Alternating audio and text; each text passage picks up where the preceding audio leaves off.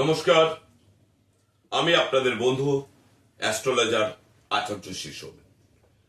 আজ যে বিষয়টি নিয়ে কথা বলবো সেটি হচ্ছে গায়ত্রী মন্ত্র। আমরা কম বেশি সবাই গায়ত্রী মন্ত্র সম্পর্কে ওয়াকিবহল জানি। প্রথম কথা জানতে হবে গায়ত্রী মন্ত্র কোথা থেকে সৃষ্টি, কে রচনা করেছেন, এটা কারা পাঠ করতে পারেন কারা পারেন না, পাঠ করার নিয়ম কি, পাঠ করলে কি হয়, কার উদ্দেশ্যে, এই বিষয়গুলো নিয়ে আজকে আলোচনা করব।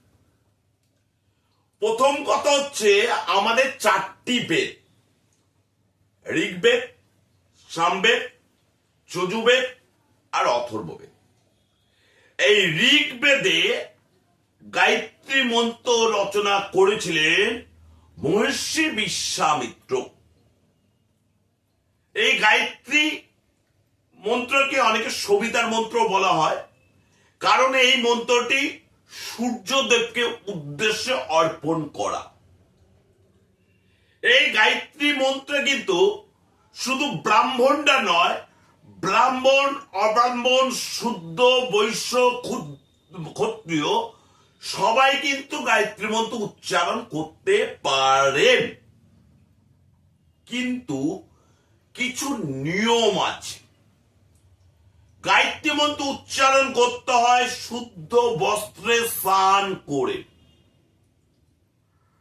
ব্রাহ্মণ হলে শুধু ওম উচ্চারণ করবেন, অব্রাহ্মণ হলে নমঃ উচ্চারণ করবেন। গায়ত্রী মন্ত্র কি? ওম ভূ ভবিষ্যৎ তস্যাবিতি বরেণ্যং ভর্গো দেবস্য ধীমহি ধিয়ো না প্রচোদয়াৎ। এখানে ব্রাহ্মণ যারা যজ্ঞ পবিত উপনয়নের মাধ্যমে পইতে হয়, তারা পৈতেকে 2.5 প্যাচ করে 3 সন্ধ্যা জপ করতে পারেন 108 বার করে। 3 সন্ধ্যা কোনটা? সকালে একবার, দুপুরে একবার, সন্ধ্যাকাল বেলায় একবার। এবং যারা অব্রাহ্মণ তারা স্নান করে শূদ্র বস্ত্রে নমো ভূ ভবিষ্যৎ তস্যাবিতি বরেণ্যং ভর্গো দেবস্য ধীমহি ধিয়ো না প্রচোদয়াৎ।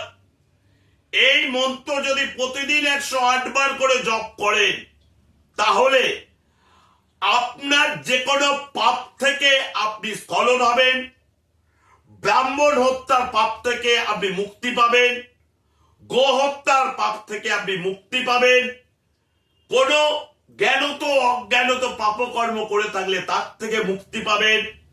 এবং 1 বছর যদি কন্টিনিউয়াস 108 বার করে জপ করে, আপনার মধ্যে একটা মারাত্মক ঐশ্বরিক পাওয়ার চলে আসবে, যে ক্ষেত্রে আপনার যারা ক্ষতি করার চেষ্টা করবে তারা বিফলে যাবে এবং আপনি সর্বক্ষেত্রে সাফল্য লাভ করবেন। তাহলে সবাই মিলে ব্রাহ্মণ, অব্রাহ্মণ, বৈশ্য, ক্ষত্রিয়, শূদ্র শুদ্ধ মনে শুদ্ধ বস্ত্রে গায়ত্রী মন্ত্র জপ করুন এবং তার ফলাফল আপনি পান। ভালো থাকবেন, সুস্থ থাকবেন, সুন্দর থাকবেন এবং আরো নতুন নতুন টিপস পেতে আমার চ্যানেলটিকে সাবস্ক্রাইব করে রাখুন, শেয়ার করুন। নমস্কার।